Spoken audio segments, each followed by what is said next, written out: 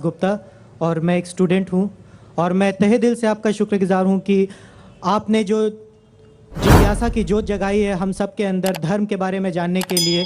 और मैं भी पहले धर्म के बारे में ज़्यादा नहीं सोचता था, मगर आपको सुनने के बाद मुझे भी धर्म में रुचि हुई है।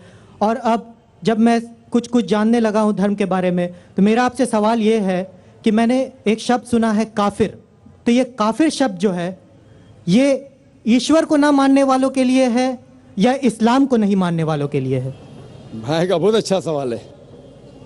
सवाल तो हमेशा पूछता है काफिर क्या, इसका सवाल ज़रा और अच्छा है माशाल्लाह भाई साहब का, कि काफिर का मतलब वो जो ईश्वर को नहीं मानता है, कि काफिर का वो मतलब है जो इस्लाम को नहीं मानता है। काफिर का सही मतलब है जो सही ईश्वर को नहीं मानता है। अगर आप गलत ईश्वर को मानते तो भी काफिर है। और सही ईश्वर का मतलब आपको इस्लाम में ही मिलेगा। इस्लाम के मानी है अपने ख्वाहिशें ईश्वर के हवाले करना। तो वो आदमी जो अपने ख्वाहिशें ईश्वर के हवाले नहीं करता है उसे कहते काफिर। अगर एक शख्स कहता है मैं ईश्वर में मानता हूं लेकिन ईश्वर की बात को नहीं मानता है तो भी काफिर होता है। आप समझ रहे ना? तो मुस्लिम का मतलब ये नहीं कि जिसका नाम सुल्तान है, जाकिर है, मोहम्मद है। मुस्लिम का मतलब वो शख्स जो अपने सारे ख्वाहिशें ईश्वर के हवाले करता है, उसको कहते मुस्लिम। और जो अपने ख्वाहिशें ईश्वर के हवाले नहीं करता है और कहता है कि ज़रूरत नहीं है, उसे कहते काफिर।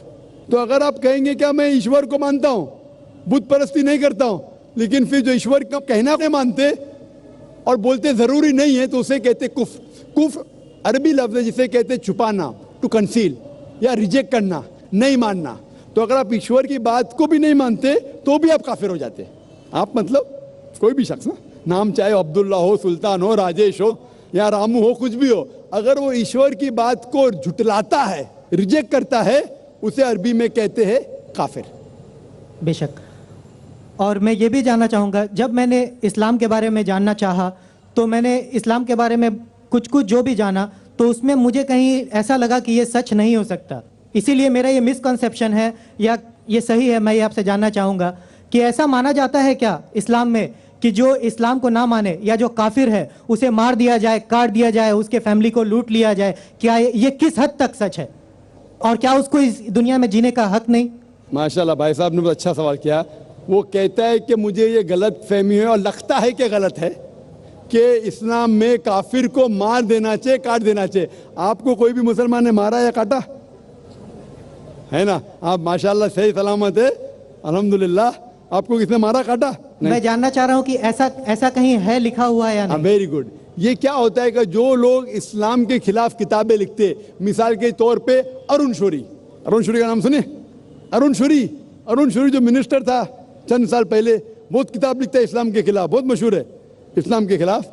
लोग क्या करते, कुरान मजीद की आयत उठाते, आउट ऑफ कॉन्टेक्स्ट, पस मंजर के खिलाफ लिखते, और एक आयत जो बहुत इस्लाम के क्रिटिक उछालते, वो सूरह तौबा की आयत, सूरा नंबर 9 आयत नंबर 5, और लिखते हैं कि कुरान में लिखा है जहां भी आप काफिर को पाएंगे, इनटू ब्रैकेट्स हिंदू, आप उनका कत्ल करो। आप अगर कुरान मजीद खोलेंगे, तर्जुमा पढ़ेंगे, तो उसमें लिखा है जहां भी आप काफिर को पाएंगे कत्ल करो, लिखा है। लेकिन ये आउट ऑफ कॉन्टेक्स्ट है, पस मंजर के खिलाफ है। पस मंजर जानने के लिए आपको आयत नंबर पहले से पढ़ना पड़ेगा। सूरह तौबा सूरा नंबर 9 आयत नंबर 1 से पढ़ेंगे। वहाँ लिखा हुआ है कि मुस्लिम और मुशरिक मक्का के, उनके बीच में एक पीस ट्रीटी थी, एक सुलह थी। ये पीस ट्रीटी, ये सुलह एक तरफा मुशरिकों ने तोड़ दिया मक्का के। जब अल्लाह ताला आयत नंबर 5 पे आते तो कहते हैं कि हम तुम्हें 4 महीने का वक्त देते हैं, 4 महीने की मोहलत, आप सुधर जाओ वरना ऐलान जंग। आपने सुलह की थी, आपने सुलह को तोड़ी, 4 महीने का वक्फा, सुधर जाओ वरना ऐलान जंग। और फिर अल्लाह ताला कहते सूरह तौबा सूरा नंबर 9 आयत नंबर 5 में, जंग के मैदान में जब भी आप काफिर को पाएंगे, मतलब दुश्मन जब आएंगे जंग के मैदान में, तो आप लड़ो, डरो मत। अभी कोई भी आर्मी जनरल आज की तारीख में, सिपा सलार, वो थोड़ी कहेगा दुश्मन आए तो भाग जाओ, वो कहेगा डरो मत, लड़ो, मारो। तो ये जंग के मैदान की आयत है कि आप जब देखेंगे तो डरो मत, मारो। जंग के मैदान में जब काफिर तुम्हें हमला करने आ रहे, मारो। और अरुण शौरी आयत नंबर 5 से उड़ी मारते आयत नंबर 7 में, उसने किताब लिखी वर्ल्ड ऑफ फतवास, इस्लाम के खिलाफ। आयत नंबर 5 से जब मारते हैं आयत नंबर 7 पे, 5 के बाद क्या आता है? 6 को खा जाते। क्यों? 6 में उसका जवाब है, उसकी बीमारी का जवाब है। आयत नंबर 6 में सूरह तौबा के अल्लाह ताला फरमाते कि अगर कोई काफिर सुलह चाहता है उसे छोड़ मत दो, उसे ऐसी अमन के जगह पर महफूज पहुंचाओ। क्या कहता है अल्लाह ताला? अगर कोई काफिर सुलह चाहता है, अमन चाहता है, उसे छोड़ मत दो, उसे संभाल के हिफाजत के साथ महफूज जगह पे जाके छोड़ो। Escort him to a place of security. आज का सिपा सलार सबसे दयालु क्या बोलेगा? दुश्मन को जान दो। यहाँ अल्लाह ताला कहते सिर्फ छोड़ो मत, ऐसी जगह पे लेके जाओ हिफाजत के साथ जहां वो महफूज है। समझ रहा? तो ये कुरान की आयत है। तो इन लोग पसे मंदर के खिलाफ कोट करते, और जहां भी जिहाद की आयत है, जंग के मैदान में जब आप मिलते गैर मुस्लिम से, वो आपको कत्ल करना है, कत्ल करो। उसके बाद फौरन आप पढ़ेंगे सूरह अनफाल सूरह नंबर 8 आयत नंबर 60 के बाद 61 में लिखा है अमन बेहतर है। महाभारत में कत्ल करने के कितने श्लोक आते? कितने? हजारों, कुरान से कई ज्यादा। तो महाभारत जानते हैं आप ना? जब मैं हिंदू से पूछता हूं महाभारत में झगड़ने के कितने, लड़ने के कितने श्लोक है, तो वो हिंदू मुझसे कहता है के खिलाफ मैं कुछ नहीं कह रहा। हमारे धर्म में भी धर्म युद्ध है। सुनिए मेरी बात ना, धर्म युद्ध है बराबर। तो हिंदू मुझसे कहता है ये जो धर्म युद्ध है क्या है? बातिल के खिलाफ है। वो बातिल को झगड़ने का लिखेला महाभारत में। तो मैं कहता हूं कुरान में भी वही लिखा है, किसका कत्ल करो? जो धर्म के खिलाफ है। आप समझे ना? धर्म युद्ध मतलब हक और बातिल के खिलाफ झगड़ा। तो बातिल को कत्ल करने का लिखा गया महाभारत में, वही लिखा है कुरान में। और भगवत गीता, भगवत गीता जानते? सबसे ज्यादा पढ़ी जाने वाली किताब भगवत गीता। श्री कृष्ण अर्जुन को सलाह देते हैं।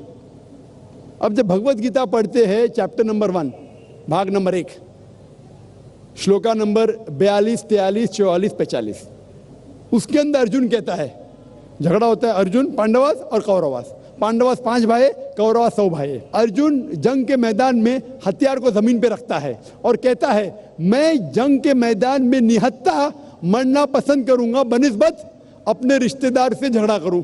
उसके फौरन बाद चंद श्लोक बाद भगवत गीता भाग नंबर 2 श्लोका नंबर 2 और 3 में श्री कृष्ण कहते, क्या कहते? ए अर्जुन, तू बुज़दिल कब से हो गया? ये गलत ख्यालात तेरे दिल में आए कैसे? तू नपुंसक कैसा हो गया? इंपॉर्टेंट। श्री कृष्ण अर्जुन को क्या बोलते हैं? इंपॉर्टेंट, नपुंसक। कौन कह रहा है? श्री कृष्ण अर्जुन से। बुज़दिल कब से हो गए? क्षत्रिय का धर्म है लड़ना। फिर भगवत गीता भाग नंबर 2 श्लोका नंबर 31, 32 और 33 में कहते क्षत्रिय का धर्म है लड़ना। अगर आप नहीं लड़ेंगे तो आप सफलता पाएंगे नहीं। क्षत्रिय वो खुश नसीब है जिसे लड़ने का मौका मिलता है। और अक्सर लोग कहते हैं, एतराज करते, इस्लाम के दुश्मन, क्रिटिक्स, हमारे अल्लाह के रसूल ने एक हदीस में कहा था कि जिहाद के मौके पे जब मुजाहिद जंग के मैदान में जाता है, उसका कत्ल होता है तो वो जाता है जन्नत में। लिखा है सही बुखारी में किताब जिहाद जिल्द नंबर 4 हदीस नंबर 46 कि जंग के मैदान में जब मुजाहिद जाता है, उसका कत्ल होता है तो वो जाता है जन्नत में। अगर वो जिंदा वापस लौटता है तो उससे दुनिया की दौलत मिलती है। अक्सर लोग बोलते कैसा मजहब है, लड़ने पे कत्ल करने पे जन्नत जाएगा, गलत मजहब है। लेकिन भगवत गीता पढ़ेंगे भाग नंबर 2 मंत्रा नंबर 37 श्री कृष्ण कहते अर्जुन से, ए अर्जुन उठ के लड़। अगर तेरा कत्ल हो जाएगा तू स्वर्ग में जाएगा, अगर जिंदा वापस लौटेगा तो उससे दुनिया की दौलत मिलेंगी। हू बहू जो अल्लाह के रसूल मोहम्मद सल्लल्लाहु अलैहि वसल्लम कहते हैं सही बुखारी में, वही भगवत गीता में लिखा है। तो अरुण शूरी जब तनकीद करता है कुरान के बारे में, उसने खुद अपनी भगवत गीता पढ़ा ही नहीं। अरुण शूरी ने महाभारत भी शायद नहीं पढ़ा। अगर महाभारत और भगवत गीता पढ़ा होता तो कुरान में मिस्टेक निकालता ही नहीं। अब समझ रहे? तो ये मिस्टेक नहीं निकाल रहा। मैंने कब का आप निकाल रहे भाई?